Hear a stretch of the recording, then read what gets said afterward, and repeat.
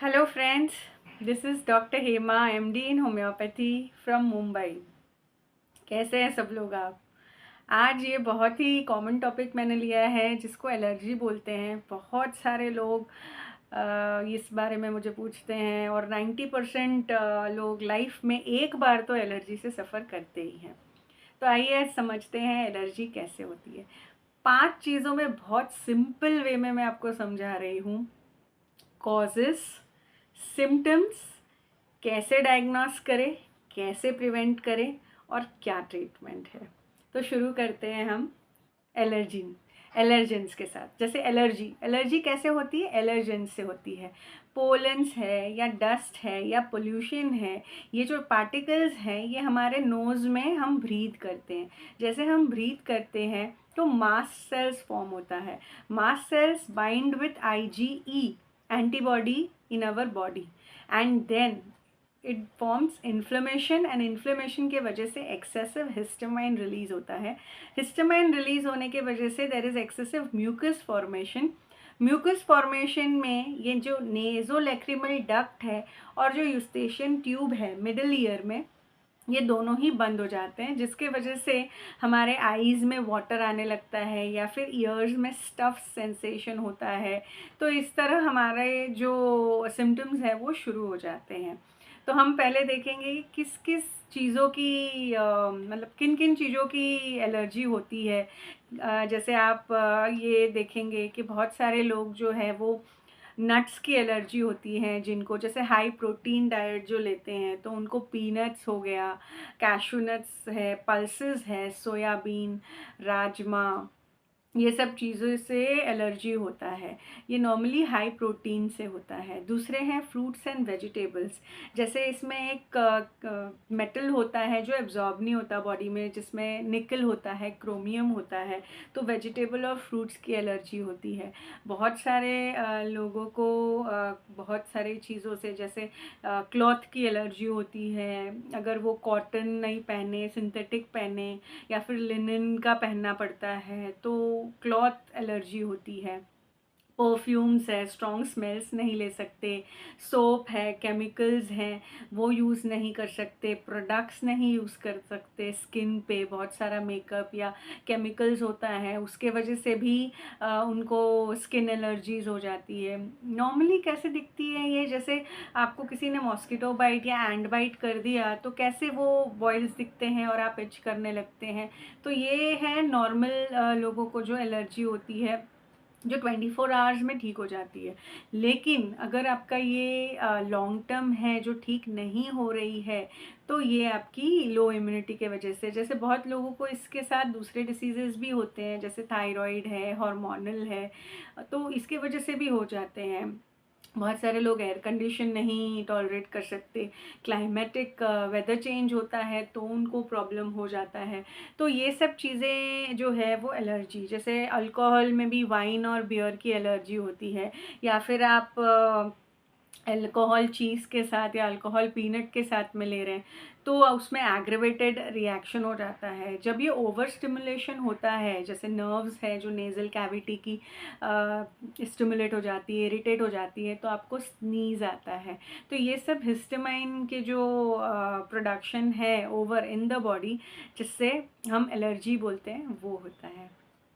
Strawberries जो बच्चों को बहुत पसंद है वो नहीं खा सकते बिकॉज़ उनको स्ट्रॉबेरी की एलर्जी होती है। तो ऐसे बहुत सारे फ्रूट्स और वेजिटेबल्स हैं जो नहीं खा सकते। बहुत सारे लोगों को पाव, ब्रेड, ग्लूटेन, उनकी एलर्जी होती है, वो नहीं खा पाते हैं। मिल्क एंड मिल्क प्रोडक्ट्स नहीं ले सकते बच्चे, जैसे बहुत बार ब्रेस्ट मिल्क नहीं ले सकते, काउज़ मिल्क का उन्हें प्रॉब्लम होता है।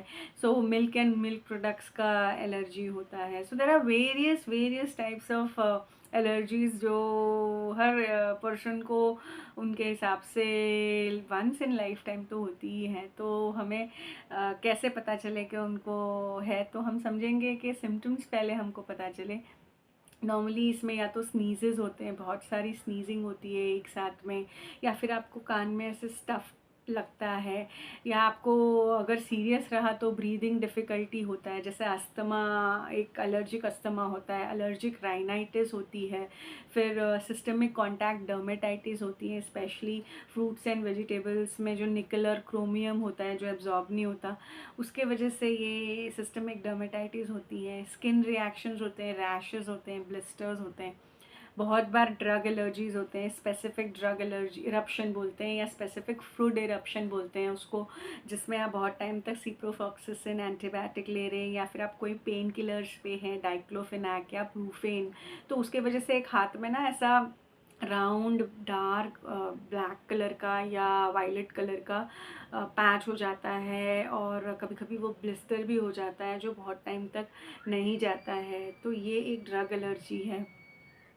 बहुत सारे लोगों को अलग अलग तरह की एलर्जी होती है। इसको हम डायग्नोस कैसे करेंगे?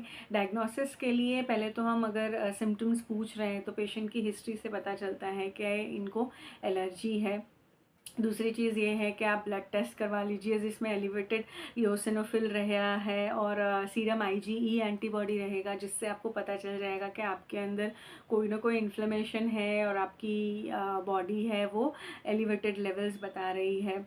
इसके बाद RAST रैस टेस्ट होता है, जिसमें जो एलर्जन सॉर्बेंट होता है उसको टेस्ट किया जाता है। फिर नेज़ल स्मीयर टेस्ट होता है, जिसमें नेज़ल स्वैब डालते हैं, जो म्यूकस रहता है, और वो म्यूकस को फिर भेजा जाता है to test for the allergy. So there are various test which are done, जिससे पता चलता है कि आपको एलर्जी है कि नहीं। कोई पर्टिकुलर एलर्जी के लिए भी टेस्ट किया जाता है, जैसे आपको अब समझो कोई वही पर्टिकुलर एलर्जी है तो उसको पर्टिकुलर चीज़ को आपको दिया जाता है और उसको टेस्ट किया जाता है। तो इस तरह से हमें पता चलता है कि एलर्जी हुई है। लेकिन इसमें घबराने की कोई बात नहीं है, क्योंकि एलर्जी जो है वो कम्प्लीटली क्योरेबल है। पूरा जड़ से वो निकल जाता है, इंक्रीज़ इम्यूनिटी हो जाती है आपकी। So it is very important कि हम इसे पहले डायग्नोस करें कि ये एलर्जी ही है। बहुत सारे लोगों को अलग अलग तरह की होती है, तो वो सिम्टम्स से पता चल जाती है। अब इसको हम प्रिकॉशन कैसे लेते हैं? बेसिक प्रिकॉशन तो बहुत सिंपल है कि अगर आपको पोलन की एलर्जी है तो आप मास्क पहन लीजिए, फेस मास्क, या फिर आपको कोई पर्टिकुलर चीज़ की एलर्जी वो आप खाइए मत, या वो आप पहनिए मत, या यूज़ मत करिए। लेकिन ये कब तक हो सकता है, इसलिए इसको होम्योपैथी से ट्रीट करना ज़रूरी है। जैसे ही आप इसको होम्योपैथी से ट्रीट करेंगे, इसकी जड़ तक पहुंचेंगे, तो पता चल जाएगा कि आपके इसमें एक्सेसिव हिस्टामाइन एक्सक्रीशन क्यों है, और आप इन्फ्लेमेशन आपकी बॉडी क्यों बता रही है। और वेरियस होम्योपैथिक मेडिसिन इसमें यूज़ की जाती हैं, जैसे ग्राफाइटिस है, सल्फ़र है, सिलिशिया है, सीपिया है, आर्सेनिक एंड मैग्नीशियम, क्रोमियम्स। सो बहुत सारे ऐसे होम्योपैथी मेडिसिन्स है जो हिस्ट्री में ली जाती है, और उसके बाद में इसका प्रॉपर डायग्नोसिस करके ट्रीटमेंट किया जाता है। तो आप ज़रूर होम्योपैथी का फ़ायदा लीजिए और अपनी एलर्जी को जड़ से भगाइए। और अगर आपको लगता है कोई चीज़ है जो मैंने इसमें नहीं बताई है और आप चाहते हैं कि मैं बताऊं, या फिर आप चाहते हैं कि ये सब जो चीज़ है इसमें कोई भी क्वेश्चंस है आपको, किस एज में ठीक होती है या कैसे, तो ये आप हर एज में, कोई भी एज में, कोई भी बच्चे से लेके बड़े तक किसी को भी ये एलर्जी होती है और लाइफ टाइम में कभी भी हो सकती है, और इसको कभी भी ठीक भी किया जाता है। तो आपको अगर मेरा चैनल अच्छा लगा हो तो आप प्लीज़ लाइक, शेयर और सब्सक्राइब कीजिए, और ऐसे ही अपनी लाइक्स मुझे भेजते रहिए। Thank you so much. Thank you friends.